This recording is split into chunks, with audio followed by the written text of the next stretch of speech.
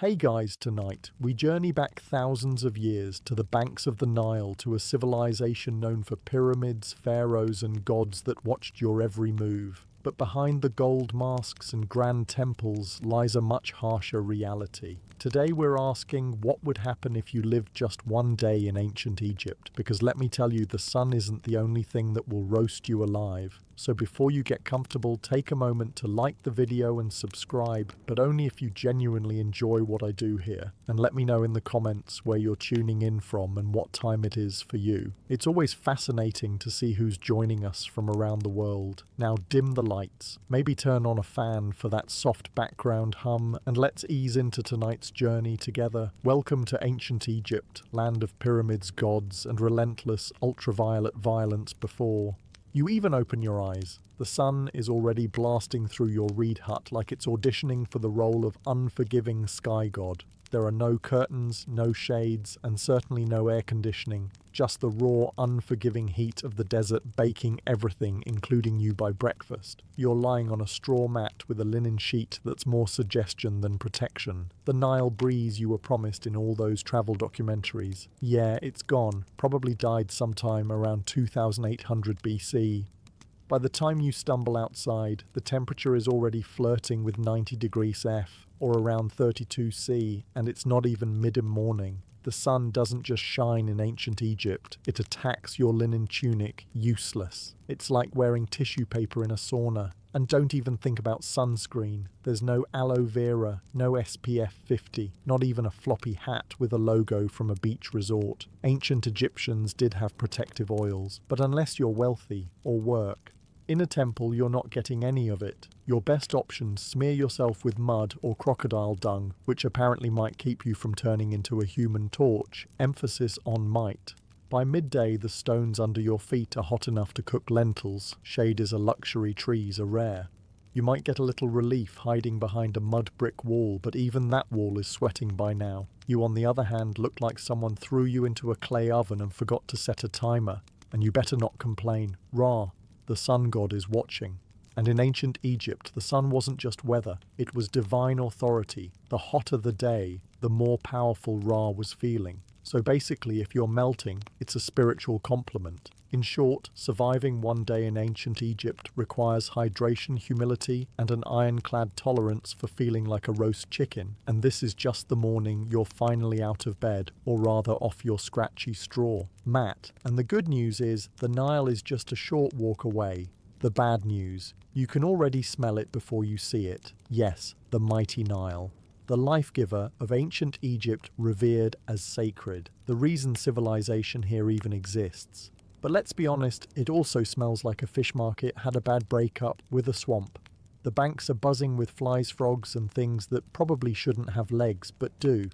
Still, this is where you bathe. Soap hasn't been invented yet, and even if it had, you couldn't afford it. Instead, you lather yourself in the freshest cleansing technology of the day: sand. That's right, exfoliation the Egyptian way. Just rub yourself down with coarse grains and call it skincare. It's like nature's sandpaper, but less effective. Washing clothes also done in the Nile, and by washing we mean pounding them against rocks while praying that a crocodile doesn't mistake your laundry for a tasty midday snack. Oh, and just to make things more fun, let's not forget the occasional sewage runoff from upstream. Remember, people, livestock, and the occasional funeral boat all share this river, and yet somehow this is considered clean. You scrub, rinse, and emerge feeling slightly less sticky, and only moderately more worried about leeches. If you're a city dweller in Memphis or Thebes, you might be lucky enough to use a public basin or cistern, but for everyone else, it's Nile or nothing, and don't expect privacy. This is a public bathing space shared by families, neighbors, livestock, and the odd ibis pecking around your ankles like it pays rent. Water jars are filled and balanced on heads, carried back to your mud brick house before the midday heat turns the clay into toast.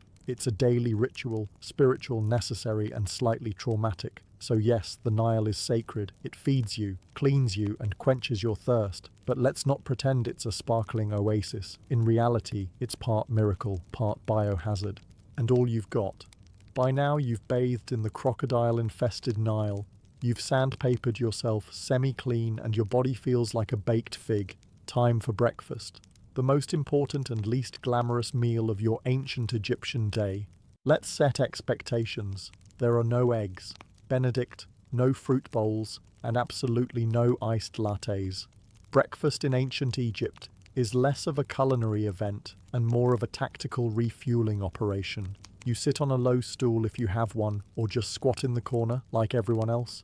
The centerpiece of your meal, bread, lots of it, dense, coarse, and often as chewy as a leather sandal. It's made from emmer wheat or barley and baked in clay ovens that may or may not be shared by the local rats. And don't be surprised if there's sand in your slice. Not as a topping, just an uninvited ingredient from the grinding stones, a daily dose of minerals, you could say. Then comes the beer, but don't get excited. This isn't crisp, bubbly craft ale.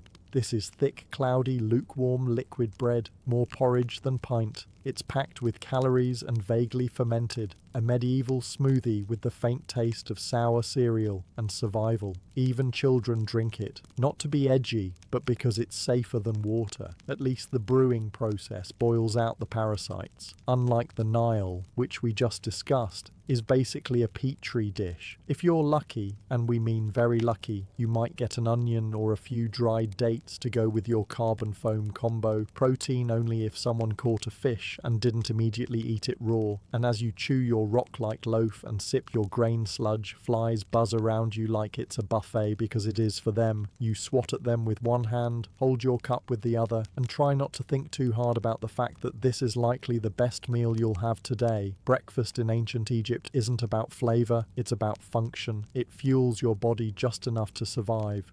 Until the next time someone hands you another sand-infused brick of bread. Bon appétit. You've had your gritty bread, your chunky beer, and just enough rest to call yourself functional. Now it's time to work. And trust me, ancient Egyptian labor makes modern burnout look like a spa day, unless you're a scribe, priest, or royalty, which, let's be honest, you're not. Your job is pure muscle and dust. No air-conditioned cubicle, no coffee breaks, no ergonomic chairs, just sweat sand, and a constant risk of collapsing before noon. If you're a farmer, you'll be ankle-deep in Nile mud by sunrise, yanking weeds or planting barley under the eye of an overseer whose hobby seems to be yelling. You use wooden plows, crude sickles, and your bare hands. If your back hurts, congratulations, that means it's working. If you're a laborer, things get even more biblical. Imagine hauling multi-ton stones for temple construction under a blazing sun while barefoot up ramps made of gravel and prayer. There's no ocean here. You trip. That's a broken ankle and a shrug from the foreman working on tombs. That's another level of grind. You're hammering limestone, chiseling out burial chambers for people who will get to rest longer than you ever will. And if you mess up a pharaoh's tomb, let's just say, job security might involve a sealed chamber and a curse, and if you're a woman, you're not off the hook. Domestic work is also physical labor, grinding grain, hauling water, weaving linen, caring for kids, and still helping in the fields. Your break is when the baby naps for 7 minutes. While you prepare dinner, you eat on the go. You wipe sweat with your tunic. You keep moving because slowing down means falling behind. And falling behind means someone else gets your grain quota and you get the blame. There's no clocking out. The sun is your supervisor. When it finally sinks behind the horizon, you crawl home, half alive, dust-caked, and dreaming of softer sandals and a less aggressive sun god. Work in ancient Egypt isn't just hard, it's endless. It's a full-body commitment to survival day after day until your body gives out, or your overseer decides you're not worth feeding. And that's not even the worst of it. After sweating your soul out in the fields or quarry, you might be tempted to grumble. Maybe something small, a little "this job stinks," or "why am I doing this again?" Stop right there. Because in ancient Egypt, complaining isn't just frowned upon, it's potentially treason. Why? Because your boss isn't just a ruler, he's a literal god. The pharaoh isn't some guy who got elected or born into a lucky family. He's the human embodiment of Horus, son of Ra, chosen by the heavens to rule over Egypt and keep Mahat, divine cosmic order, intact. In other words, if the river floods well this year, thank the pharaoh. If it doesn't well, maybe you didn't pray hard enough, questioning his Authority isn't just rude, it's blasphemy. Speaking ill of him could land you a date with a whip, a set of shackles, or an early trip to the underworld with none of your favorite burial goods. You see his face everywhere on statues, temple walls, coins, even bread molds. His name is chanted in rituals, his image is painted larger than everyone else's in every mural. That's not artistic exaggeration, that's law, and don't expect to ever see him. If you're a commoner, the closest you'll get is watching a golden bark float by during a religious festival, blink and he's gone. Back to a palace you'll never enter, surrounded by officials, guards, scribes, and enough gold to finance a small civilization, which, fun fact, he basically does. If you're lucky enough to work on a royal project, say a tomb, a temple, or a statue the size of a mountain, you serve with divine joy. At least that's what the state says. You say it too, because pretending you're honoured to carve stone for 14 hours a day is safer than the alternative. And don't even think about rebellion. Pharaohs crush uprisings faster than you can say dynasty. Just ask the last village that tried to withhold taxes. Oh wait, you can't. It no longer exists. So yes, the pharaoh is divine, and you're just lucky to be allowed to sweat in his name. Now get back to work. If you thought surviving under the sun was hard, just wait until you realize that in ancient Egypt, sand is your roommate, co-worker, seasoning, and mortal enemy. It's everywhere, in your clothes, in your bed, in your food. There is no escaping it. You could be working, praying, sleeping, or minding your own business in the market. And suddenly a gust of hot wind sweeps by and turns your face into a grainy exfoliation experiment you didn't ask for. Let's start with the clothes. You wear linen. It's light, breathable, and about as effective at keeping sand out as a screen door is at holding back soup. It slides down your tunic, clings to your skin, and somehow finds its way into places you didn't know had creases. Eating, good luck. Every loaf of bread is basically a sand trap. Since flour was ground between stone slabs, little bits of grit made their way into the dough. Egyptians didn't just eat their wheat, they ate their millstones too. It's why ancient dental remains are often worn flat like river rocks. Imagine chewing your breakfast while also filing your MERS daily. And if you thought your house was a sand-free zone, think again. Your mud brick home has gaps, crevices, and windows with no glass. Perfect portals for wind-bee blown sand. Your floors are covered. Your cooking pots are full. Your bed is basically a sandpit disguised as furniture.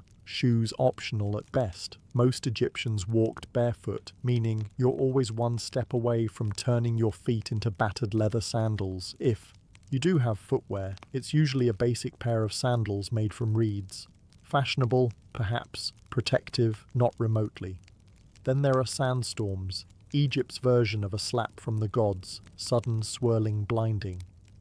One moment you're talking to a friend, the next, you're spitting dust and feeling like someone dumped an entire beach into your eye sockets. Visibility drops to zero and everyone around you turns into vaguely coughing silhouettes. In short, sand is the roommate who never leaves the spice in every meal, and the silent enemy of your eyes, lungs, and dignity. It's not just the backdrop of your life, it's part of your body now, and no, you can't wash it off. You already tried in the Nile, which is probably full of more sand. In ancient Egypt, religion isn't just a weekend activity, it's the operating system for everything. Your job, your diet, your hygiene routine, your bedtime rituals, all dictated by gods who seem to have very specific opinions. First, understand this. The gods are everywhere. Your town has temples to a dozen different deities, each responsible for some vital function. There's Ra, who pilots the sun across the sky like it's a divine Uber. These-headed god of wisdom is in charge of scribes and moon calendars. Sobek part, crocodile, part, nightmare. Fuel guards the Nile, and Bastet, the cat goddess, basically runs public relations. Forget personal freedom. Your daily routine revolves around pleasing them. Wake up, thank Ra, spill some beer, apologize to Hathor, stub your toe, curse quietly, or risk attracting a spirit with a grudge. Before meals, you offer a bit of food to the gods.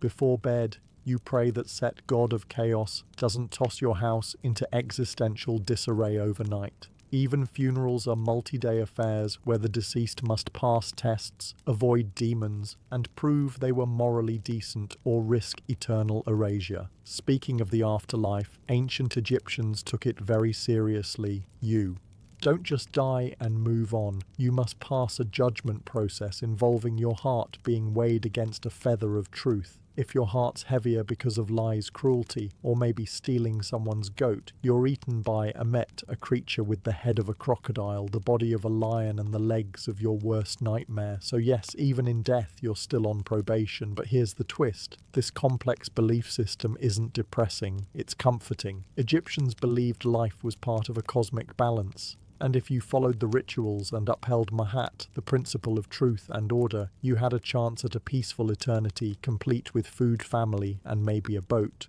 Of course, the richer you were, the more gods seemed to notice you. Temples were massive, priests were powerful, and peasants, well, they just hoped the gods were feeling generous that day, because in ancient Egypt, faith isn't optional. It's your job description, your insurance plan, and your travel itinerary for the next life. So you've stepped on something sharp, got bit by something weird, or caught something contagious, which in ancient Egypt is basically Tuesday time to seek medical care. Just don't expect a waiting room or a sterile environment. You're about to be healed with a combination of spells, herbs, and sheer optimism. First, you'll be taken to a doctor. And to be fair, they were some of the most advanced in the ancient world. They had surgical tools, medical texts, and a decent understanding of anatomy. But here's the catch. Science in ancient Egypt always came with a heavy dose of magic. You're given a pus made of honey, moldy bread, and crushed herbs. Honey actually is antibacterial, and mold has early penicillin properties, so it works sort of. But before applying it, the healer will chant a protective spell just to be safe, because you never know when your stomach cramps are actually the result of a spiteful ghost or an angry god. Have a headache, you might get a dose of crushed onions rubbed into your scalp while someone recites a hymn to let's smear cow dung mixed with dates on your chest and see what happens. Eye infection time for a paste of lizard blood, ochre and beer, plus a prayer to Horus surgery. It did happen. Sometimes abscesses were drained, bones were set, and wounds were stitched with linen thread. But there's no anesthesia, just a sharp knife and a friend to hold your shoulders down while you scream into a mud brick pillow. Dentistry, not great. Remember all that sand in the bread, your teeth are worn down by your 20s. If one gets infected, your options are 1, live with it, 2, die from it, or 3, have it pulled with something resembling pliers made by a blacksmith with low standards. And let's not forget the amulets. Whether you're giving birth, getting stitched up, or just sneezing too loud, a good doctor-priest will probably hang a charm around your neck, just in case the real issue is an invisible serpent spirit curled around your spleen. So yes, Egyptian medicine had its moments, but mostly you'd better believe in the gods, because your band-aid is literally a prayer. Here's a plot twist most people don't expect. Ancient Egyptian women had more rights than many women in later civilizations. They could own property, run businesses, file for divorce, and even take a man to court. Sounds progressive, right? But before you pack your bags for a time, train girl boss vacation, hold up, because while the legal status might impress you, the day-to-day reality not so glamorous. If you're a woman in ancient Egypt, you probably wake up before sunrise. You're grinding grain by hand, using a giant flat stone that chews through both wheat and your spine. Then it's off to haul water from the Nile, cook breakfast, care for children, manage the household, feed animals, and if needed, help in the fields. You're a one-woman workforce in linen. There's no me time, no spa days, and definitely no maternity leave. Childbirth is risky and painful. Midwives are helpful, sure, but there are no epidurals, no disinfectant, and no push playlists featuring relaxing harps. You give birth in a hot room with incense prayers and hopefully not too much bleeding. Let's talk fashion. Linen dresses are light and breathable, but there's no underwear and no shoes. The sun scorches your skin, the sand grinds into everything, and the bugs think you're an all-you-can-eat buffet. Want makeup? Great.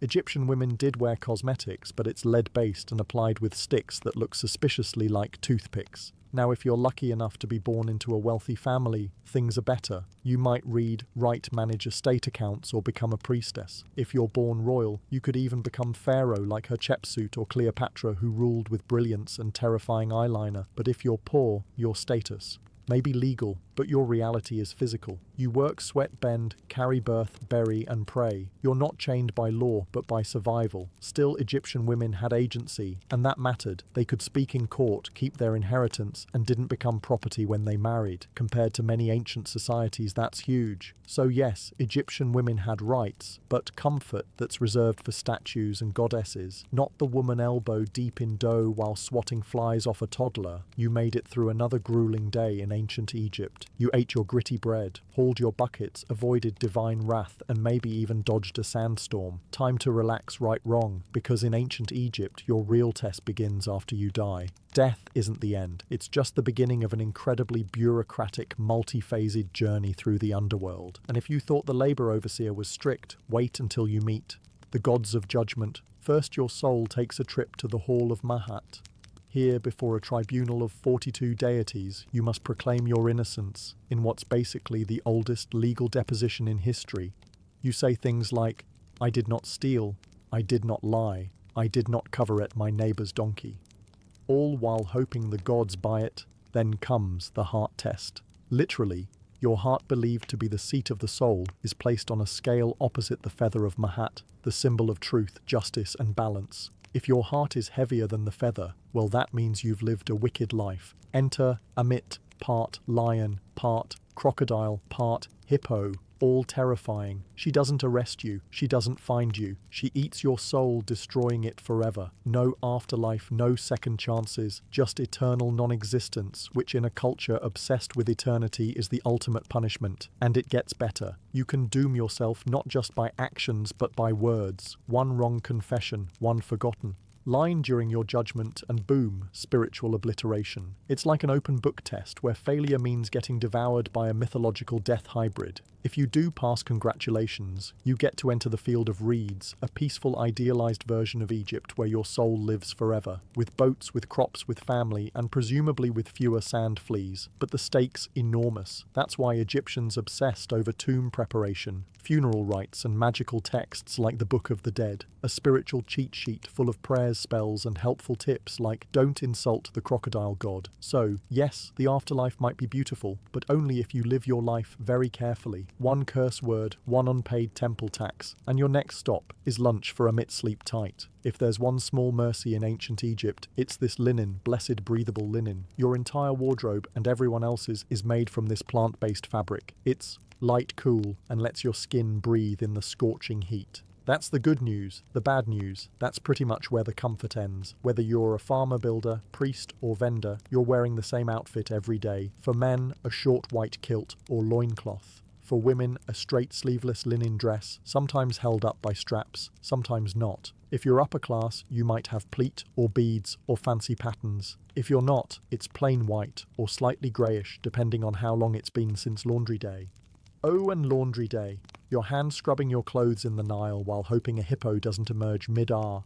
Most people go barefoot. Sandals made from woven reeds or leather are reserved for special occasions or temple priests. So unless you're royalty, expect to spend your days with hot sand between your toes and possibly a sharp rock in your heel. Accessories absolutely, but mostly functional amulets for protection. Necklaces to show status and eye makeup made from powdered coal, which wasn't just for fashion. It helped reduce glare from the sun and supposedly warded off infections. Yes, even eyeliner had a job in ancient Egypt. But no matter how well you dress, the bugs don't care. Flies, gnats, mosquitoes. They treat your airy outfit as an invitation. You're walking through the day, swatting constantly, rubbing on perfumed oils, and praying that your linen doesn't stick to you like a wet curtain the moment the sun reaches full strength. And of course your outfit doesn't change with the seasons, because Egypt doesn't really have seasons, just hot and slightly less hot. So your linen ensemble is basically your year-round uniform, whether it's 110 degree or a chilly 70 degree evening. So yes, Egyptian clothing was light, elegant, and far more comfortable than what Romans would wear later. But don't let the breezy outfits fool you, because no matter how floaty, your tunic feels your life is still heavy with labor, heat, sand, and bugs that refuse to respect your personal space.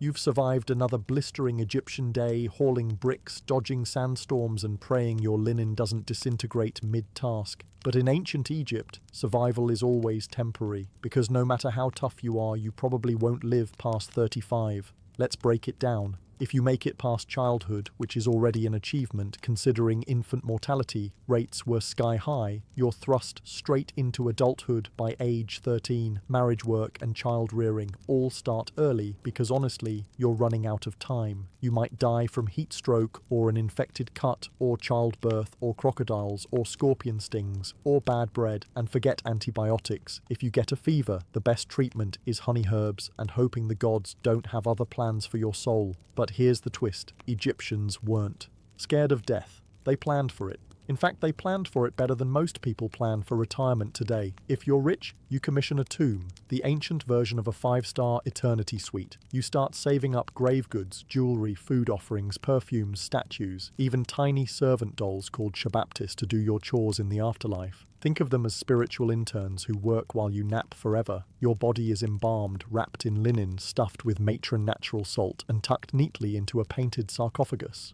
You're buried with a copy of the Book of the Dead, which is less about doom and more like a mystical travel guide, complete with passwords for the afterlife, spells to confuse demons, and instructions for not getting eaten by soul-devouring monsters. If you're poor, well, your tomb is likely a shallow pit in the sand. Your body is wrapped in whatever fabric your family can spare, maybe a pot or two placed nearby and then covered with earth. No murals, no golden mask, just you and the wind. But even the poorest Egyptians held on to the dream of the afterlife, a peaceful, fertile paradise called the Field of Reeds, where you farm without sweat, eat without hunger, and sail the Nile forever under gentle sunlight. So yes, you'll probably die young in ancient Egypt. But if you lived well, prayed, right, and didn't insult too many jackal-headed gods, you just might spend eternity in style. You finally made it to the afterlife, or at least into the tomb. You've been embalmed, wrapped, blessed, and buried. Time to rest in peace, right? Well, not exactly, because in ancient Egypt, even the dead get robbed.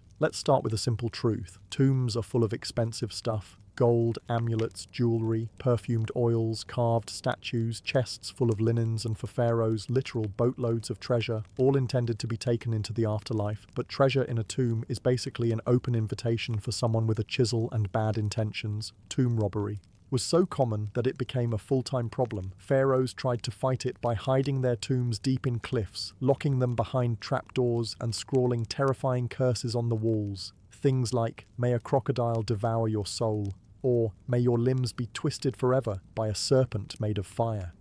Spoiler, the curses didn't work. Grave robbers came anyway at night in secret, with inside knowledge. Sometimes they were locals, sometimes they were corrupt workers who helped build the tombs. In some cases, even priests and guards were in on it, and the punishment for getting caught severe. Think public beatings, mutilation, exile, or death.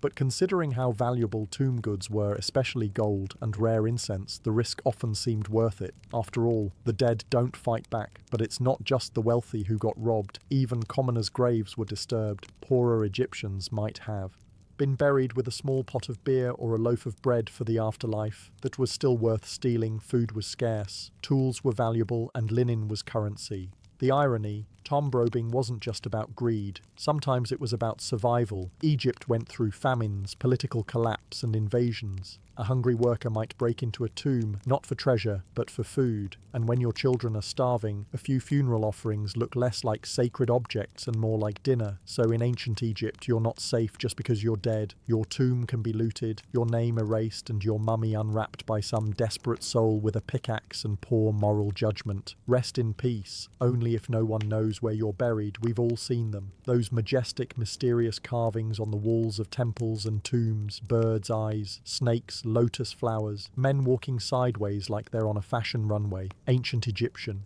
Hieroglyphs. Visually stunning and insanely difficult to learn. Sure, they look cool, but try reading them. Hieroglyphs weren't just decorative art. They were a full-blown writing system with over 700 characters and growing. Some symbols represent entire words. Others are sounds, and many are determinatives which clarify meaning because, writing the word star with an actual star symbol might be too straightforward. And don't expect spaces or punctuation. Ancient Egyptian writing was basically one long, beautiful riddle with artistic flair, zero vowels, and a deep need for context. Oh, and it can be written left to right to left, or top to bottom, depending on what the scribe felt like that day. The trick: look at which way the birds or people are facing. That's your reading direction. If they're facing right, read right, facing left, read left. And if they're upside down, good luck. Learning to write hieroglyphs wasn't for commoners. Literacy was rare. Maybe 1% of the population could actually read and write. If you wanted in, you had to become a scribe, which meant years of intense education starting as a child. You'd memorize hundreds of symbols, copy endless scrolls, and practice so much that your hand probably curled into a claw by age 15. But the payoff: huge scribes were respected, well-fed, and never made to haul bricks under the sun. Instead, they wrote tax records, court documents, letters, and religious texts. They were essential to society and protected from most manual labor. In a world where writing was power, scribes ruled quietly from the shadows. For the rest of the population, though writing was something magical, literally hieroglyphs were believed to have sacred power. Writing someone's name preserved their soul, erasing it total spiritual annihilation. So yes, spelling really mattered. So while hieroglyphs may look like ancient emoji, they're more like a linguistic Rubik's Cube wrapped in myth, math, and mystery. Beautiful. Yes. Easy to learn. Absolutely not. After 14 chapters of heat, hunger, sand, superstition, and backbreaking labor, it's time to ask the big question: would you survive a single day in ancient Egypt? Let's be honest, probably not. Sure, it's easy to romanticize the ancient world. Golden tombs, lotus-scented air, graceful hieroglyphs, gods with animal heads, and a thing for order and beauty. But behind the iconic monuments and stunning art was a world of brutal realities that spared no one but the elite. Your average Egyptian day started with a dirt floor, a cloud of flies, and the knowledge that if you didn't work, you didn't eat.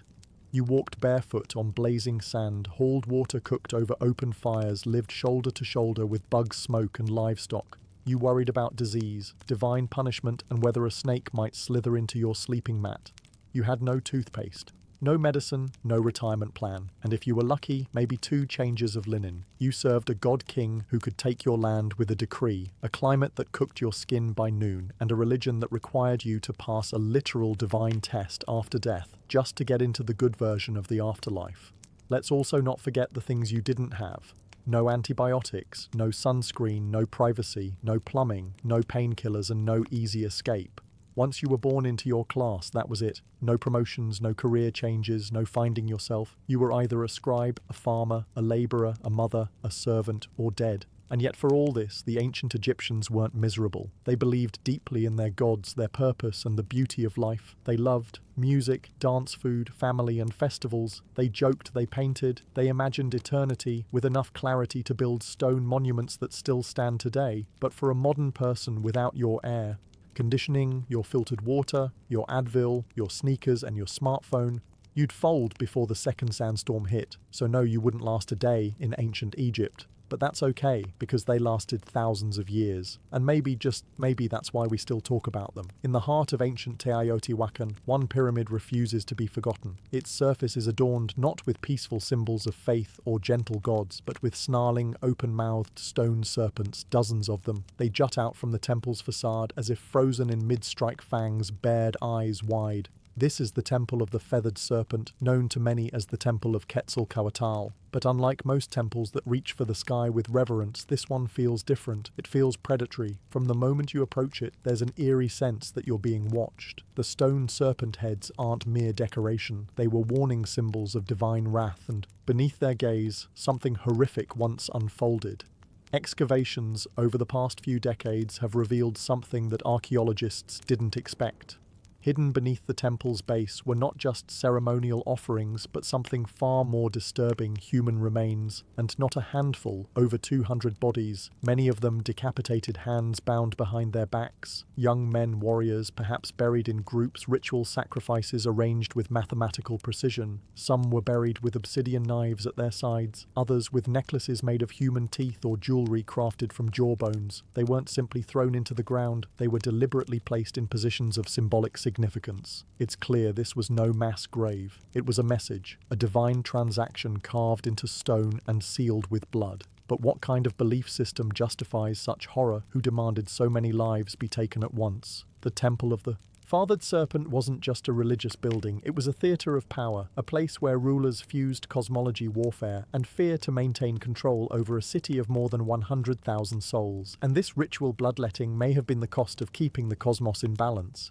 As you stand before this temple today gazing at those stone serpents, you're not just looking at art or architecture. You're looking into the eyes of a civilization that believed the gods needed blood and that they had every right to deliver it. But who were these people who commanded such violence and vanished without a trace? The answer lies in the shadows of Teotihuacan. Before the mighty Aztec Empire, before the Maya carved their cosmic calendar into stone, there stood a city unlike any other in the ancient Americas, Teotihuacan. Its name, given by the later Aztecs, means the place where gods were born. And when you walk its immense avenue of the dead, flanked by pyramids that scrape the heavens, you start to understand why.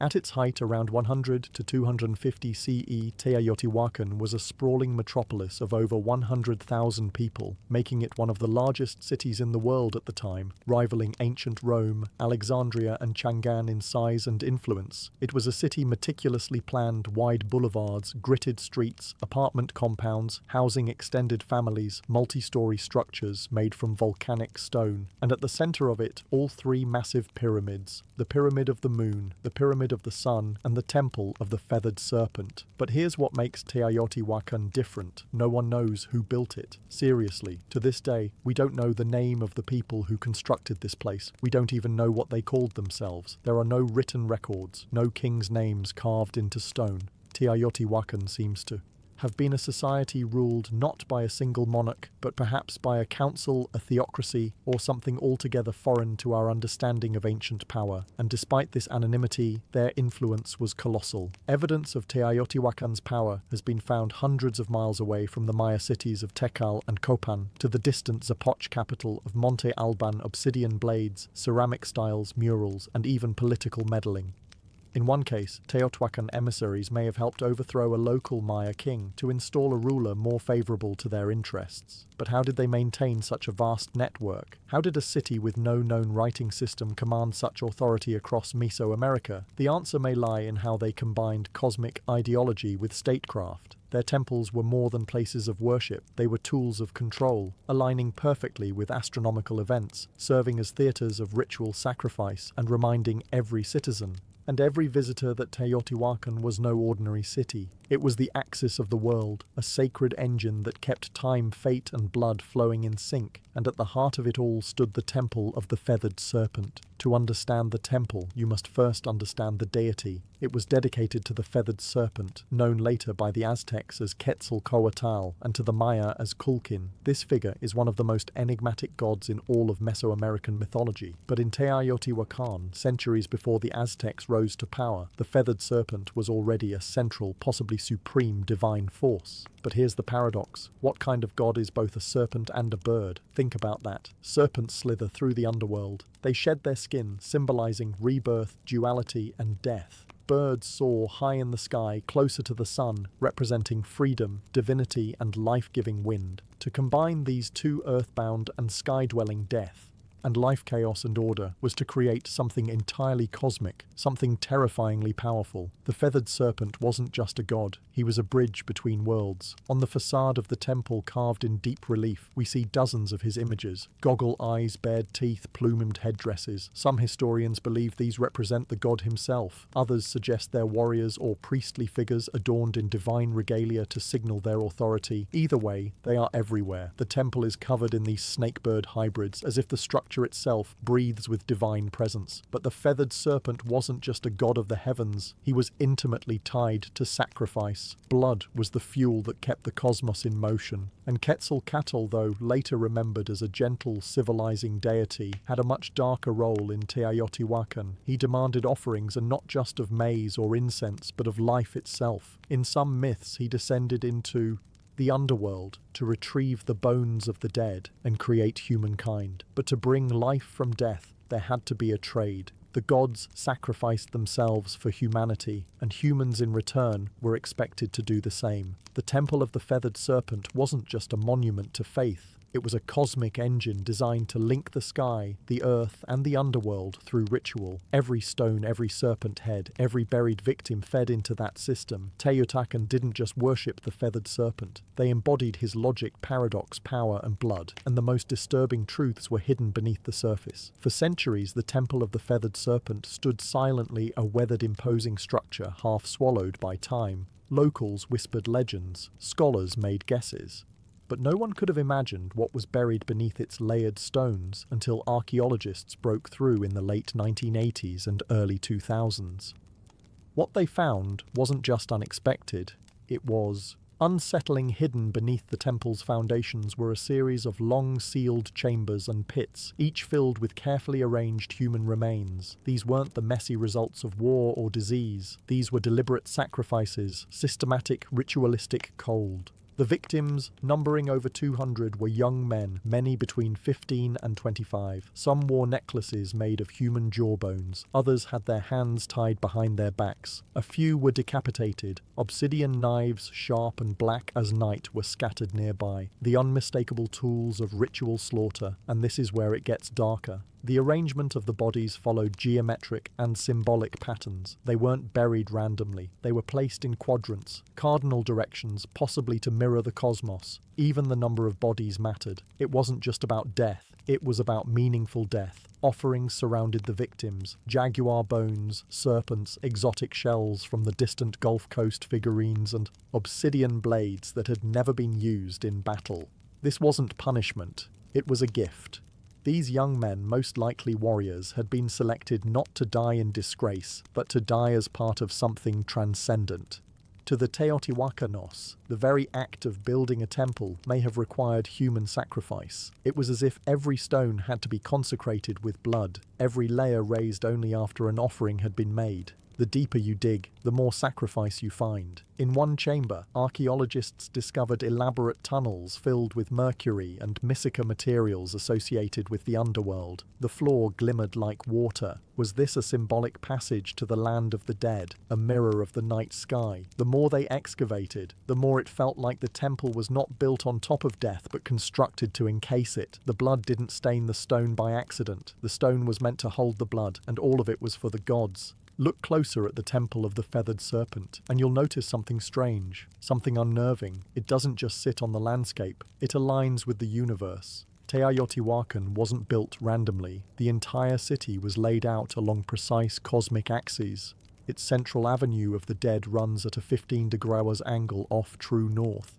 Not a mistake, but a deliberate shift, possibly to align with the setting of the Pleiad star cluster or the sun on specific ritual dates. The temple of the feathered serpent sits directly along this avenue, locking it into a grand celestial blueprint. But why? What were they trying to align with? Archaeologists and archaeosters have debated this for decades. Some suggest the temple lines up with the equinox sunrise. Others argue it connects to Venus, the planet most sacred to Mesoamerican civilizations, often associated with war, sacrifice, and rebirth. When Venus rose or set, wars were declared, offerings made, and temples activated with ritual fire. Even the temple's dimensions seem intentional. The repetition of the number 7, the number of visible planetary bodies, appears in its step platforms. There's symmetry, rhythm, and a stunning understanding of both earthly math and cosmic cycles, and beneath the surface more clues. In 2003, archaeologists uncovered a tunnel beneath the temple. Not a crude passage, but a deliberately constructed subterranean world. The walls were once covered in powdered pyrite, a shimmering mineral that would have reflected light like starlight. Combined with mercury pools and microlined walls, the tunnel seemed designed to replicate the cosmos itself. To walk through it would be like traveling through the Milky Way, a symbolic journey to the underworld, or perhaps to rebirth. Was this temple not just a place of sacrifice, but a cosmic machine, a portal that aligned earth, sky, and the spirit realm? Some scholars believe Teotihuacan saw time as circular, not linear. Every ritual, every building, every sacrifice wasn't a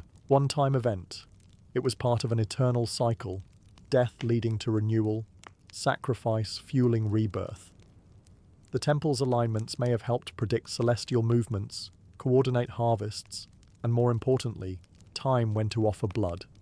The Temple of the Feathered Serpent wasn't just looking at the stars, it was trying to speak to them. The Temple of the Feathered Serpent wasn't just a spiritual beacon, it was a political weapon. Its very design was meant to overwhelm, to intimidate, to remind every viewer, local or foreign, who held the reins of power in Teotihuacan. Imagine standing in its shadow 800 years ago. You, a visitor from a smaller city-state, would arrive at the Avenue of the Dead, already Aruk by the sheer scale of Teotihuacan. But when you reached the Temple of the Feathered Serpent, you'd freeze. The serpent heads stare at you, their fangs bared, jaguar symbols growl from the stone. The plaza ahead once held massive gatherings, not just for celebration but for public ritual. You might even witness a sacrifice. The ruling elite of Teotihuacan understood something crucial. Fear is power, and nothing stirs fear like divine wrath. By orchestrating ritual executions in broad daylight, surrounded by cosmic symbols and death imagery, they sent a clear message. The gods are with us, and we are not afraid to feed them. But this wasn't chaos. This was theatre. Priests in feathered headdresses and obsidian masks would chant, dance, and spill blood, turning cosmic myth into political performance. It wasn't just about pleasing the gods. It was about reminding everyone watching that the city's rulers had direct access to the divine. They alone could open the heavens or summon rain, protect the people, or destroy their enemies. Even the architecture helped reinforce this propaganda. From the temple's upper tiers, leaders could look down upon the plaza. They controlled not just the narrative, but the very physical space in which it unfolded. The people looked up at the gods, at the rulers, at the sacrifices, and knew their place. And for outsiders, Teotihuacan didn't need to conquer with swords. It conquered with symbols. Visiting dignitaries would carry home tales of awe and terror. They would speak of the feathered serpents, the endless avenues, the blood rituals that lit the sky. Red, in a world where gods ruled through fear, Teotihuacan positioned itself as their chosen mouthpiece, and the Temple of the Feathered Serpent was the loudest voice of all. At its peak, Teotihuacan was the heartbeat of Mesoamerica, a city of fire and stone, of gods and blood, a city that seemed destined to last forever. But around the year 550 CE, something changed, something broke, and the silence that followed was as chilling as the temple's stone serpent heads. The fall of Teotihuacan was not loud and glorious, it was gradual. Then sudden signs of strain began appearing. Decades earlier, signs that the cosmic engine was faltering. Evidence points to a long period of drought, crop failure, and social unrest. The very systems that had sustained this grand city, centralized power, religious dominance, cosmic order, began to crack under pressure. And then came the fire. Archaeologists have uncovered widespread burn layers across elite compounds, temples, and administrative buildings, including signs of violent destruction at the Temple of the Feathered Serpent. What's strange is that the lower-us residential areas were mostly untouched. This wasn't an external invasion. This was an uprising, a rebellion possibly from within. The very people who once watched sacrifices in awe may have risen against their priest-kings.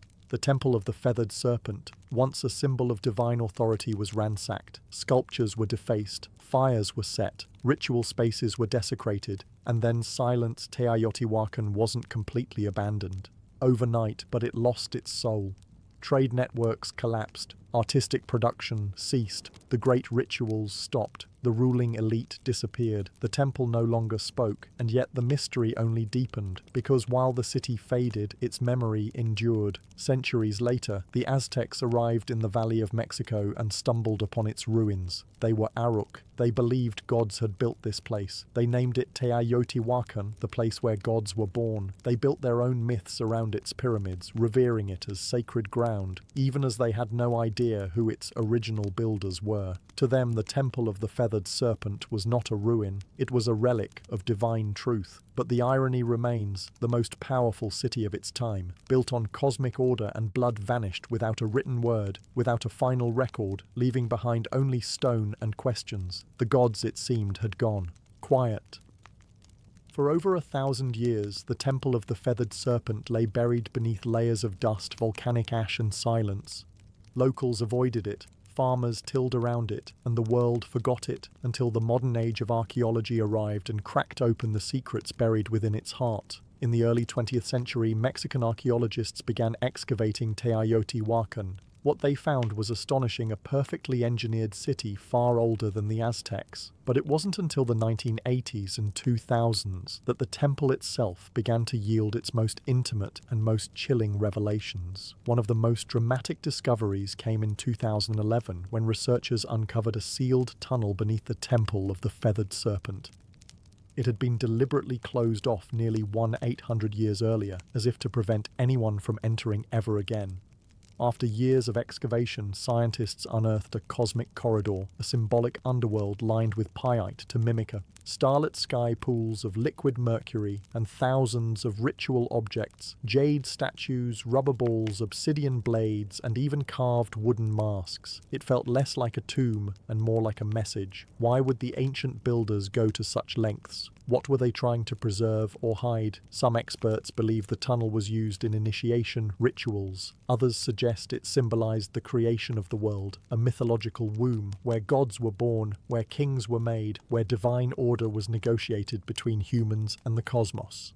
The mercury, once thought to be only toxic, may have represented water or the fluid veil between worlds. And among all these glittering fragments was one persistent whisper. The feathered serpent still lingered not just as a myth, but as a presence in murals, in carvings, in the geometry of the temple itself. The serpent hadn't disappeared. It had coiled inward, deep into the bones of the city, waiting to be rediscovered. And with each excavation, each uncovered jawbone or golden ornament, we draw a little closer to its message. One carved not in language but in stone, sacrifice and shadow. Modern science has given us X-rays, drones and ground-penetrating radar, but even with all our tools, one truth remains: the temple still keeps secrets. Today, the temple of the fathered serpent stands as a haunting monument, not just to a civilization long gone, but to a way of thinking that merged power, cosmos and death into one unbreakable system. Tourists snap photos, children run past.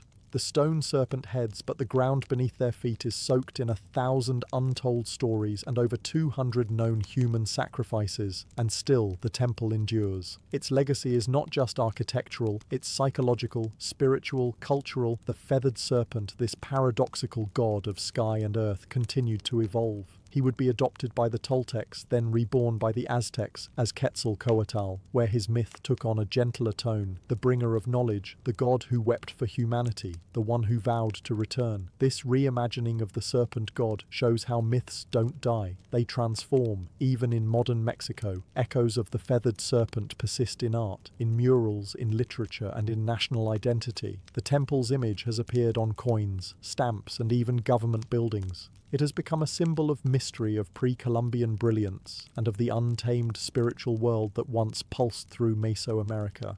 But there's another legacy, one less visible, more uncomfortable. The temple of the fathered serpent forces us to confront the price of belief. It asks hard questions. How far will humans go to feel connected to the divine? What happens when power and religion become indistinguishable? Can beauty coexist with terror? In many ways, the temple isn't just a historical site. It's a mirror, a reflection of us. Our fascination with life after death, our hunger for meaning, our capacity to build monuments of staggering beauty and to stain them with blood. The temple teaches us that greatness comes with shadows, that civilizations can soar to impossible heights while burying their secrets beneath the stones. And maybe that's why we keep returning, not just to visit, but to understand. Because deep down we know the serpent is still watching, not to strike, but to remind. Remind us of what we once were, and what we still might be. Before we spoke in words, we spoke in rhythm.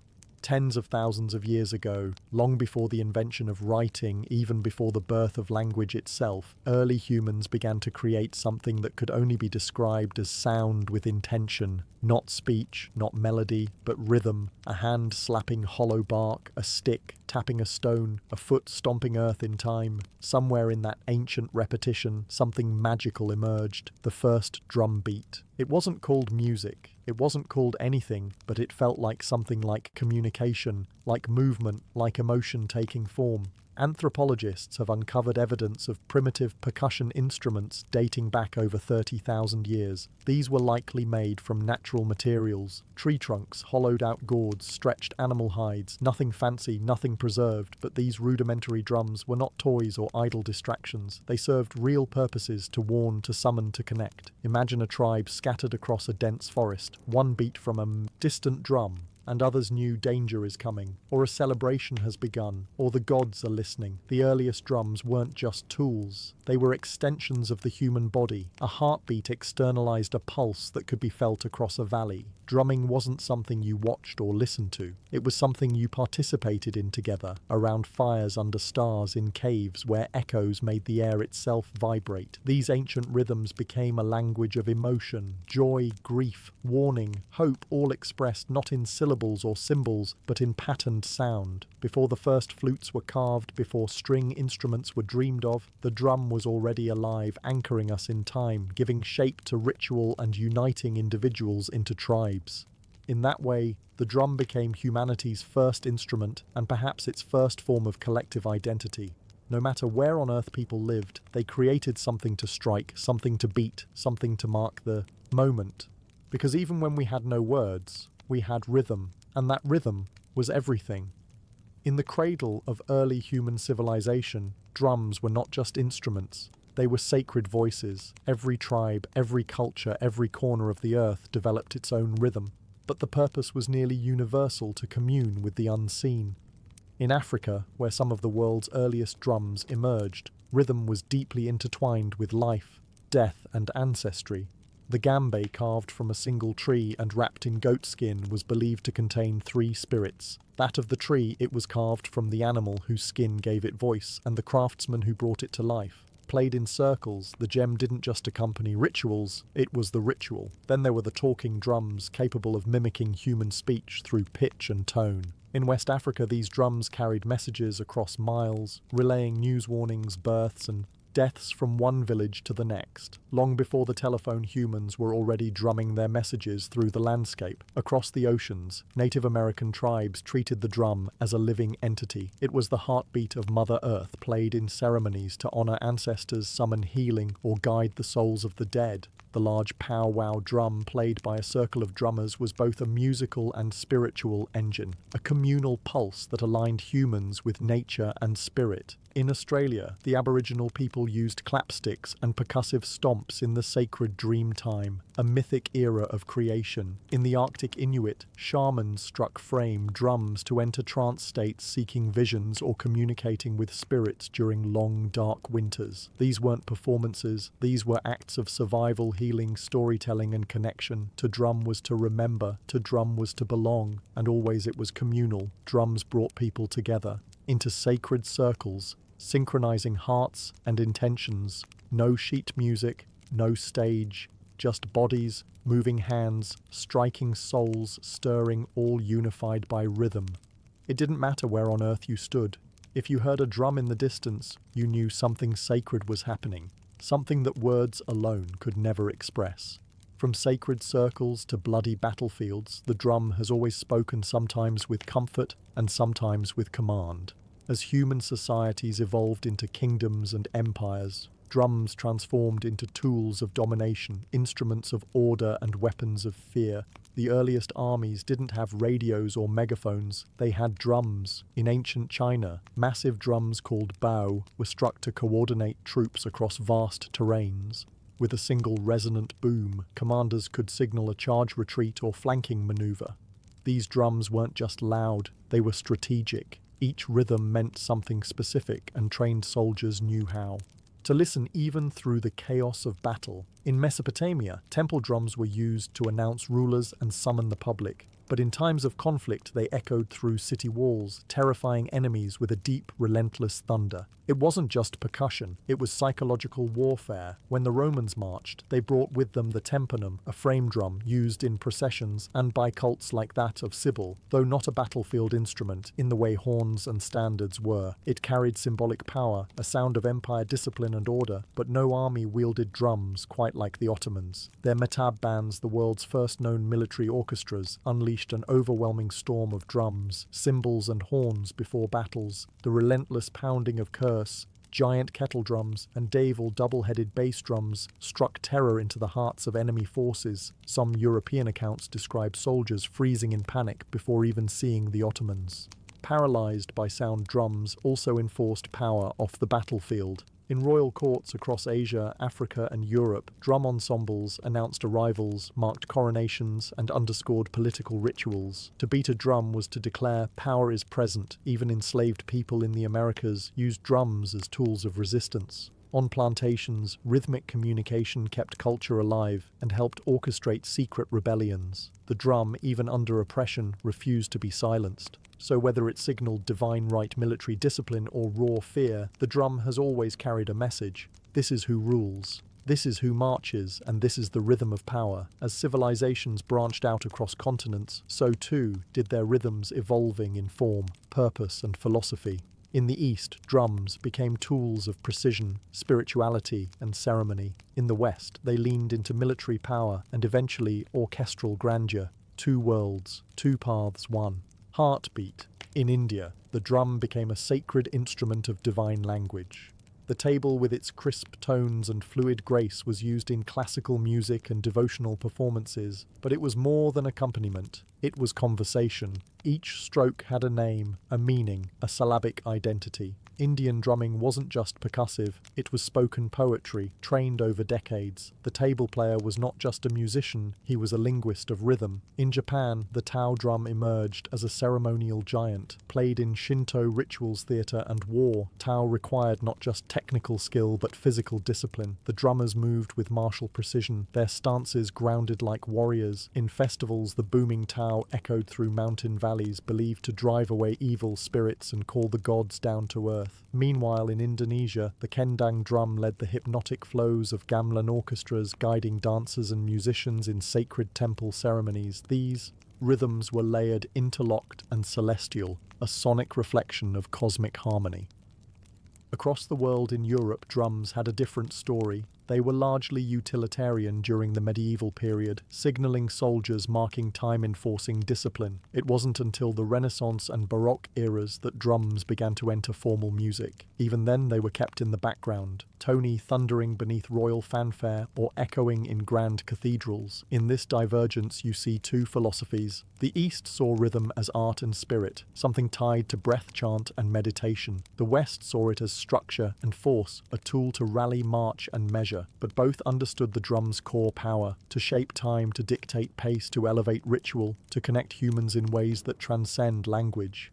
East or West, sacred or strategic, the drum remained central, always listening, always speaking, from mountaintop temples to jungle clearings. From desert fires to candle-lit cathedrals, drums have always had a place where the human meets the divine. Long before organized religion took root, rhythm was already a sacred language, a way to pray, to summon, to transcend. In Africa, drums were not just instruments, they were spiritual beings. In Yoruba traditions, for example, the bata drum was used to communicate with the orishas, gods, and ancestral spirits. Drummers weren't performers, they were priests. The rhythms they played were encoded prayers, inviting the gods to descend and dance among the living. Each pattern had a purpose, each beat a direction. In Hinduism, the drum appears even in the hands of gods. The deity Shiva in his form as Nataraja dances the cosmic dance of creation and destruction with a small hourglass-shaped drum in hand, the damaru.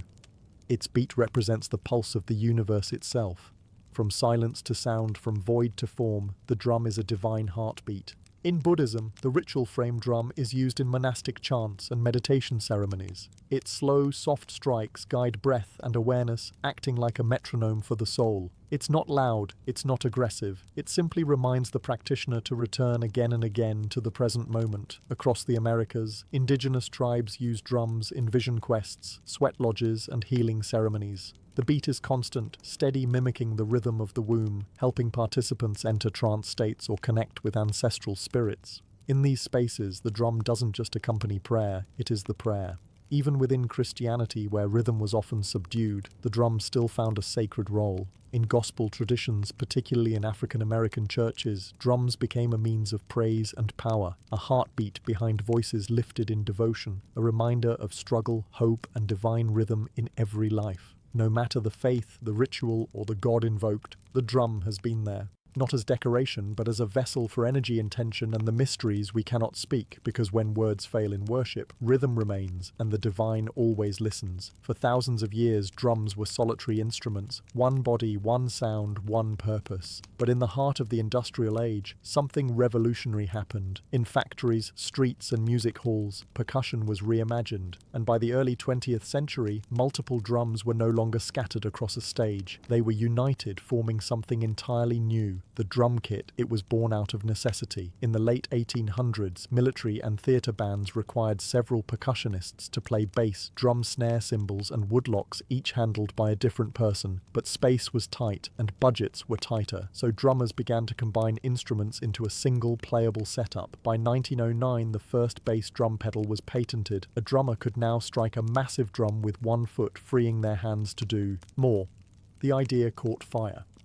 Over the next few decades, drummers added hi-hats, toms, cowbells, and ride cymbals, creating a setup that could mimic an entire percussion section, all from one seat. What emerged was more than a tool. It was a drummer's throne. And then came jazz. In smoky clubs and underground dance halls of New Orleans and Chicago, the drum kit exploded into life. Jazz drummers didn't just keep time. They played the kit like a voice with syncopation, swing, and sensitivity. Legends like Gene Kruger and Buddy Rich turned the drum set into a lead instrument. Rhythm became storytelling. As jazz evolved into rock, the drum kit grew louder, heavier, more powerful. The 1960s and 70s saw kits expand with multiple toms, splash cymbals, and double bass pedals. Drummers like John Bonham, Neil Peart, and Keith Moon pushed the limits of stamina and creativity. The drummer wasn't in the background anymore. He or she was the engine today. The drum kit is a global staple, from gospel churches to EDM stages, from punk garages to world tours. And even as digital kits and drum machines rise, the physicality of a live drum kit, the sticks, the skins, the sweat, remains irreplaceable. It's a symbol of modern rhythm, a fusion of centuries where tradition meets innovation, and where one drummer can speak with 10 voices at once. The world beats in thousands of dialects, and so do its drums. From continent to continent, culture to culture, the drum has taken countless forms, each carrying a distinct identity, sound, and purpose. These aren't just instruments. They're cultural signatures crafted from local materials, shaped by local hands, and steeped in the rhythms of everyday life. In West Africa, the JA remains a heartbeat of community gatherings. It speaks in sharp slaps and deep bass tones designed for storytelling and spontaneous conversation. Next to it, the don-don provides the foundational pulse, a rhythmic anchor around which others can dance. In Africa, a drum ensemble isn't just music, it's a conversation between spirits, ancestors, and the living. In the Middle East, the dabuka, a goblet-shaped drum made from clay or metal, delivers crisp, fast-paced rhythms essential to belly dancing and classical Arabic music. Its voice is sharp and articulate, demanding precision from its player and movement from its listeners. Across the Caribbean and Latin America, drums tell a different story, one born from resilience and fusion. The conga bongo and timba reflect the blend of African indigenous and Spanish influences. In Cuba, the sacred BA drums are used in santaya rituals, each drum speaking a divine language tied to the orishas. In Brazil, the thunder of Cerro and Cuica drive samba parades through the streets, infusing joy into protest prayer and carnival. In India, the midangam and tabla dominate South and North Indian classical music respectively. These drums are so precise, they are tuned to pitch, blurring the line between rhythm and melody. Each finger movement matters, each stroke carries centuries of tradition. Then there's the frame drum, one of the oldest in human history, appearing in everything from Persian daf to Irish bodhran, from shamanic tools to folk ensembles, played with fingertips, mallets, or brushes. It's proof that even simplicity can be sacred. What unites them all? Purpose. Whether guiding dance, healing ritual, or revolution, each drum reflects the soul of its people. Their rhythms carry geography, history, and identity. The global drum family isn't just diverse, it's universal, because no matter where you go, the earth still echoes with rhythm. As the 20th century drew to a close, the sound of drums began to change, not in rhythm, but in texture. The physical gave way to the programmable. The sweaty palms, the wooden sticks, the calloused fingertips all began to share space with circuits, pads, and software. The age of digital drums had arrived. It began in the 1970s with primitive drum machines, early devices like the Rhythmicon and Roland CR78 that used analog circuits to simulate basic beats. At first they sounded robotic, even awkward, but musicians saw something else: consistency control and endless possibility. Then came a revolution. In 1980, Roland released the TR-808, a drum machine so iconic its deep booming kick and crisp snare would go on to define entire genres. Hip-hop, techno, electro and trap were all born in part from its synthetic pulse. It was no longer about mimicking acoustic drums, it was about creating new sounds entirely. As digital audio progressed, so did the tools. Electronic drum kits, like the Roland FE drums, allowed drummers to play naturally while triggering thousands of sampled or synthesized tones. Artists could now rehearse, silently record without microphones and switch drum kits with the press of a button. And with computers came digital audio workstations, DAWs like Ableton FL Studio and Logic. Now anyone with a laptop could build complex rhythms layering kicks, snares, hi-hats and sub-bass into vast sonic architectures. Finger drumming on MIDI pads became an art form of its own. Some feared this shift meant the death of traditional drumming, a replacement of human feel with cold precision, but that didn't happen. Instead, hybridity emerged. Acoustic drummers began integrating triggers and samples into their kits. Producers started layering human-played drums with machine beats. The organic and the synthetic found a groove together. Digital drums didn't erase the past, they reimagined it. And today we live in a world where a single person in a bedroom can build rhythms once requiring entire orchestras. Where ancient grooves from Africa, Asia and the Americas can be sampled, twisted and given new life in neon-lit dance floors. The tools have changed, but the purpose remains the same: to move bodies, to shape time, to make silence speak. Across every era, every empire, and every evolution in technology, one thing has never changed. The drum remains our oldest and most enduring voice. From ancient fire circles to modern concert halls, from sacred rituals to digital dance floors, the drum has never been just about music. It's about connection to ourselves, to each other, to something bigger. It is the heartbeat we all share, not metaphorically, literally, because even before we're born, nestled in the womb, the first rhythm we ever hear is that of our mother's heart, steady, safe, alive. And when life begins, we chase that rhythm forever. The drum has been our companion through joy and war, through worship and protest. It has marched beside kings and risen with rebels. It has echoed through temples and subway tunnels. It speaks in every language because it is a language one that bypasses thought and speaks directly to the body, the bones, the blood. In moments of grief, we drum to mourn. In moments of ecstasy, we drum to celebrate. And in the quiet spaces in between, we drum to remember who we are. Today, percussion continues to evolve. You can find handpan street musicians weaving new age rhythms on city corners, indigenous communities preserving ancient drumming traditions against all odds, stadium drummers rallying crowds in unison, children banging pots and pans with instinctual joy. Even artificial intelligence is learning rhythm, but no algorithm can replicate the human soul behind a single imperfect beat. Because rhythm is not just counted, it's felt. And maybe that's why the drum has outlived empires and trends, because deep down we all crave the anchor of time, the shared pulse that tells us we are here together now. No matter how advanced our instruments become, or how virtual our experiences grow, there will always be something profoundly grounding about skin on skin, stick on hide, hand on wood, a beat, a breath, a beginning. The drum is not a relic of the past. It is a reminder that we were always meant to move in rhythm, to listen, to feel, to play. And as long as humanity endures, the drum will never be silent. Before Manhattan became a forest of glass and steel, it was an island of shadows, not cast by towers, but by church steeples and sloping rooftops. In the early 1800s, the skyline barely existed. The city clung to the southern tip of the island, a dense sprawl of brick towners, timber-framed shops and dirt-packed roads. Buildings rarely climbed beyond 5 or 6 stories, not because ambition was lacking, but because gravity had the final say. The taller the building, the more weight it carried, and with stone and brick height came at a steep price. The walls had to be thicker at the bottom to support the upper levels, leaving less room inside and requiring enormous foundations. To build high was to build heavy, and heavy didn't make financial sense.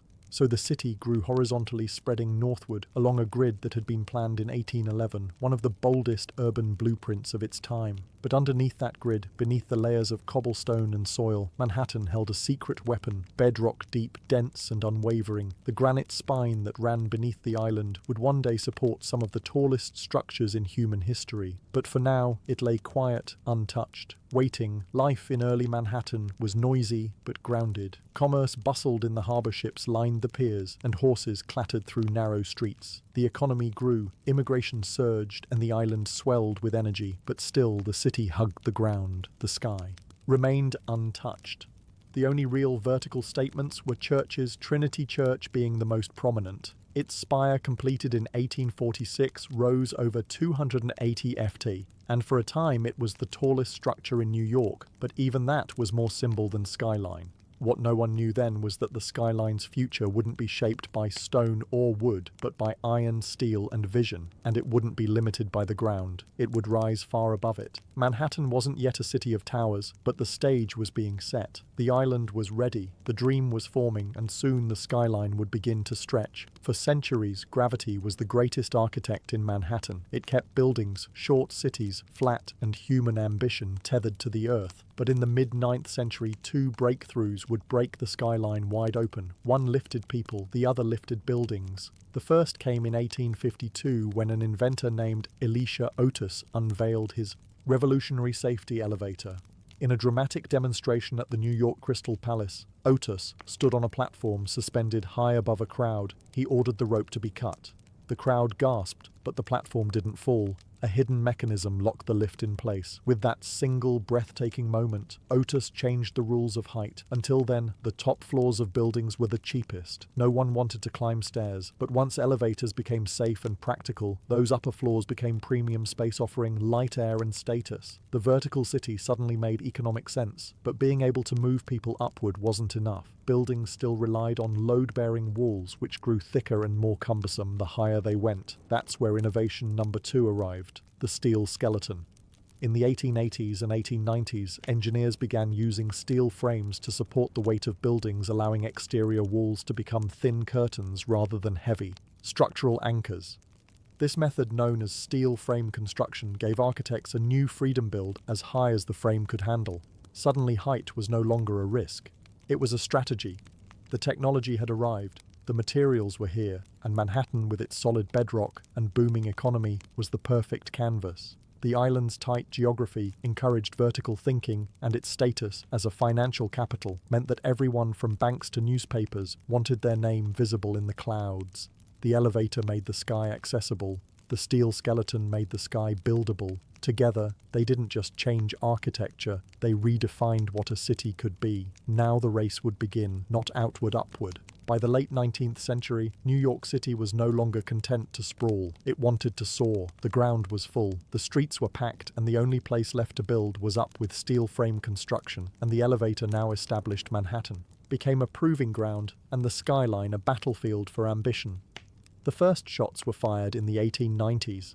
In 1890, the New York World Building, home to Joseph Pulitzer's newspaper empire, rose 20 stories above Park Row. It was the tallest office building in the world. Briefly, not to be outdone, the Park Row building claimed the title next in 1899, standing at 391 ft. Each new tower was a declaration not just of wealth, but of vision. To build higher was to announce, "We are the future." Soon the skyline began to sprout with steel giants. The Singer Building, completed in 1908, stood at 612 ft, becoming the tallest building in the world, and the first structure to surpass the height of the spire of Trinity Church, which had held the record for over 50 years, but even that wouldn't last. In 1913, the Woolworth Building took the crown, designed by architect Cass Gilbert and funded in cash by retail magnate Frank W. Woolworth. It rose 792 ft to over 55 stories in a soaring display of neo-Gothic beauty, dubbed the Cathedral of Commerce. The Woolworth wasn't just tall, it was majestic, an architectural sermon about America's rise as a modern power. But this wasn't just architectural competition, it was branding warfare. Corporations and institutions vied for the tallest, most distinctive buildings, towers that would etch their names into the sky. Every new height was a headline, every silhouette a symbol. The skyscraper became the ultimate billboard, permanent, imposing, impossible to ignore. And beneath it all, the rhythm of progress beat relentlessly. Steam shovels dug foundations into granite riveters, hammered steel day and night. Immigrants and iron workers balanced on beams, hundreds of feet in the air with no harnesses, only grit and resolve. The skyline was no longer theoretical, it was real, and it was rising. As the 1920s roared through Manhattan, the skyline began to dance, not just climb. This was the era of Art Deco, a time when architecture wasn't only about height, but style. The Jazz Age poured elegance into steel and stone, and New York's buildings became icons of movement, light, and energy. The most dazzling of them all was the Chrysler Building, completed in 1930. It stood 146 ft tall, briefly becoming the tallest building in the world. Commissioned by car magnate Walter Chrysler, the tower wasn't just a monument to corporate success, it was a symphony of design. Its stainless steel spire, built in secret and hoisted into place overnight, shimmered in the sun like a crown. Ornamental eagles modelled after hood ornaments jutted from the corners like guardians of the future. With its curves, chevrons and machine age detailing the Chrysler Building didn't just scrape the sky, it seduced it. But the race wasn't over. Just a few blocks away, another titan was rising. The Empire State Building, completed in 1931 during the depths of the Great Depression, it soared to 1,250 ft, stealing the title from Chrysler and holding it for nearly 40 years. Built in just 410 days with thousands of workers laboring through wind, snow and steel dust, the Empire State wasn't just a building, it was a message. New York endures. While much of the country struggled, Manhattan pushed upward, and its buildings mirrored the era's dual identity. Elegant but aggressive, optimistic yet competitive. The Art Deco style captured the contradictions of the time, geometric but graceful, modern but steeped in myth. Towers weren't just functional, they were sculpted, glowing at night like beacons of possibility, and yet beneath all that glitter there was purpose. These skyscrapers were built by barons and moguls who wanted more than profit. They wanted legacy, a permanent place in the skyline and in history. By the end of the 1930s, Manhattan's silhouette had taken shape. The city was no longer just a capital of finance, it was a cathedral of ambition. Skyline that didn't whisper progress, it shouted it. After World War II, Manhattan's skyline entered a new phase, one less ornamental, more corporate. The elegance of Art Deco gave way to glass steel and straight lines. America was now a global superpower, and New York was the front office of that empire. The skyline adapted accordingly, not with decorative spires but with monuments of efficiency. In 1952, the United Nations headquarters rose on the East River, a bold boxy glass tower flanked by low marble wings. It marked a shift in tone, global, diplomatic, futuristic. It wasn't just a building, it was an architectural statement about international order in the atomic age, and it set the tone for what would follow. Next came the Lever House in 1952 and the Seeger Building in 1958, both defining examples of the international style. These towers, with their curtain walls of reflective glass and steel frames, were minimalist by design, free of decoration, stripped of sentiment. They didn't look like cathedrals or castles. They looked like machines, precise, modern, and ruthlessly practical. The Serene Building, designed by Ludwig van der Rohe, was especially influential. Its bronze-tinted glass uniform grid and open plaza introduced a new kind of urban presence, not to impress with flourishes but to project order, discipline, and power. This was corporate architecture at its peak, cold, beautiful, and authoritative. As businesses boomed, so did the skyline. Midtown became the hub for America's major corporations, banks, media companies, law firms. These new skyscrapers didn't compete for beauty, they competed for square footage, for location, and for presence on the horizon. Gone were the soaring spires and gargoyles. In their place stood mirrored monoliths, anonymous giants that reflected not just the clouds, but the ambitions of Wall Street, and yet in their silence and simplicity. These towers spoke volumes. They told the story of a country obsessed with growth, precision, and modernity. They defined the corporate era, shaping the look and feel of cities across the globe.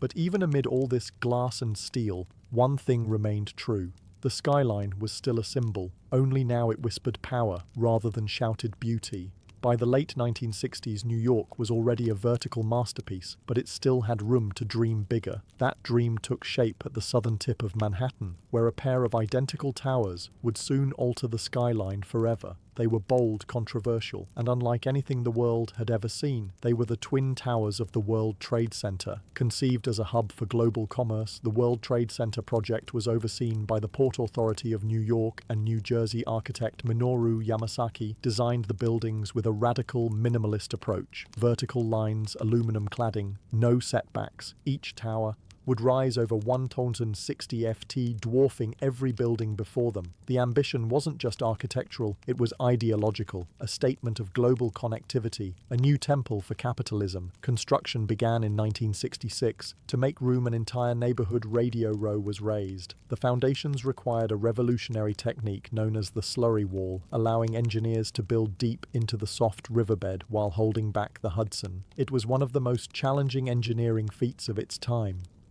When completed in 1973, the Twin Towers weren't universally loved. Some critics called them sterile or boxy. Others mourned the loss of the ornate towers of the past. But to many, the towers were pure presence, bold, confident, and commanding. They didn't dance with the sky like the Chrysler. They didn't taper like the Empire State. They stood firm, twin pillars of certainty and scale. More than just buildings, the World Trade Center became an international symbol of business, of unity, of American might. People came from around the world to visit the observation decks, to dine at windows on the world, or simply to stare up in awe from the plaza below. For nearly 3 decades, the Twin Towers dominated Lower Manhattan. They anchored the skyline, giving it symmetry and gravitas, and while other cities built taller structures, none carried the iconic weight of those two towers rising side by side. The skyline had changed once again. This time, not with ornament or artistry, but with monumental ambition. On the morning of September 11, 2001, the Manhattan skyline changed forever, not by cranes or construction, but by violence and smoke. In less than 2 hours, the twin towers of the World Trade Center collapsed into dust fire and twisted steel. Thousands of lives were lost, and the 2 pillars that had once defined Lower Manhattan were gone. The attack wasn't just an assault on people or buildings, it was an assault on symbols, on what those towers stood for: commerce, modernity, freedom, ambition.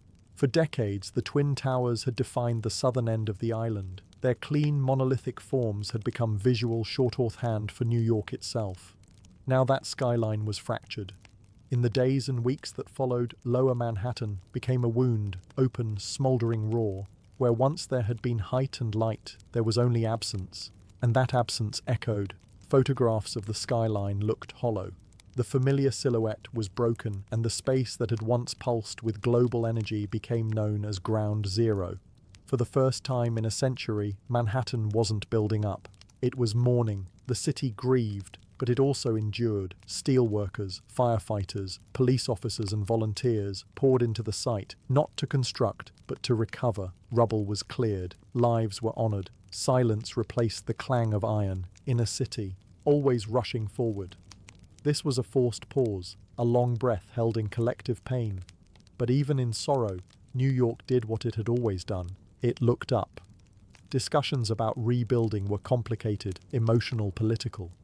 What should take the place of the towers? Should anything rise again? Could the skyline be restored without erasing the loss? For years, the hole in the ground remained a reminder of what was and what was taken. It became sacred space, and yet slowly plans emerged. Designs were drafted, cranes returned, steel returned, not to erase the tragedy, but to create something new beside it. But before anything was built, one truth stood clear. The skyline was no longer just a symbol of power or ambition. It had become a memorial, a silhouette shaped by both triumph and tragedy. And the story wasn't over. In the aftermath of devastation, a city known for speed, ambition and movement paused, not to surrender, but to reimagine. Rebuilding the Manhattan skyline after 9/11 wasn't just a matter of architecture, it was a matter of identity. What would rise in place of the Twin Towers? Could anything? The answers came slowly.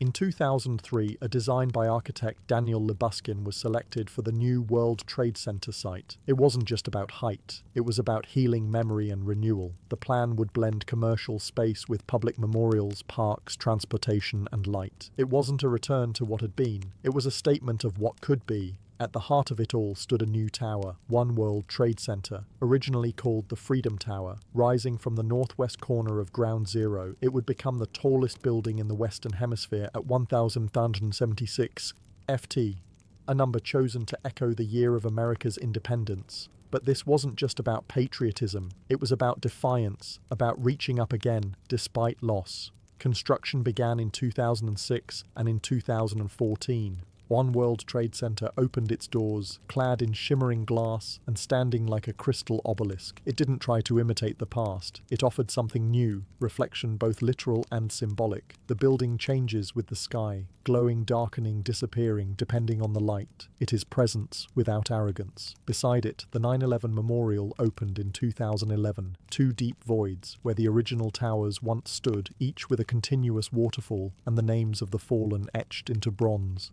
It's not just part of the skyline, it's part of the city's soul.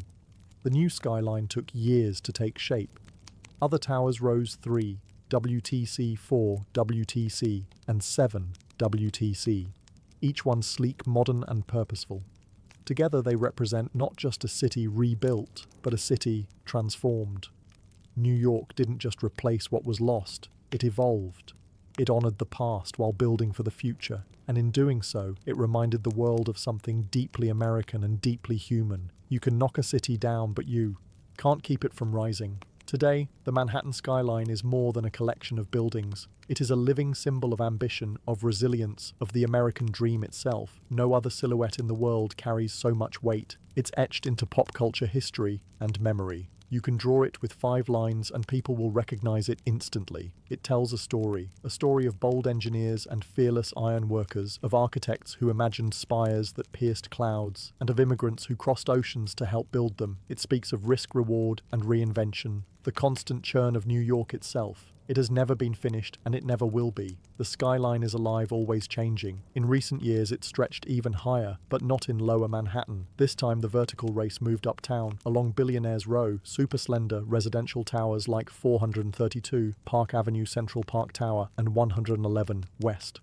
57th Street now rise like needles above Midtown. These skyscrapers are feats of engineering, pencil-thin windowed, and made for the ultra-wealthy. Critics call them sky-piercing expressions of inequality. Others see them as marvels of modern ambition. Meanwhile, in Hudson Yards, an entirely new neighborhood has appeared with gleaming glass towers, public art and corporate headquarters rising where rail yards once sprawled. The skyline now stretches farther west, evolving with the city's changing needs and ambitions. But even as it grows, the skyline holds its past tightly. The Empire State Building still glows at night, the Chrysler still gleams at sunrise, and One World Trade Center stands solemn and proud. The skyline remembers what came before even as it reaches for what's next. More than any monument or statue, it is the skyline that defines New York, not just in form but in meaning. It is a place where humanity dared to build upward again and again through booms, busts, wars, and wounds. A city of millions reflected in steel and glass. It doesn't just mark where the city ends, it marks where dreams begin, because in Manhattan, the sky has never been the limit, it's just the next floor.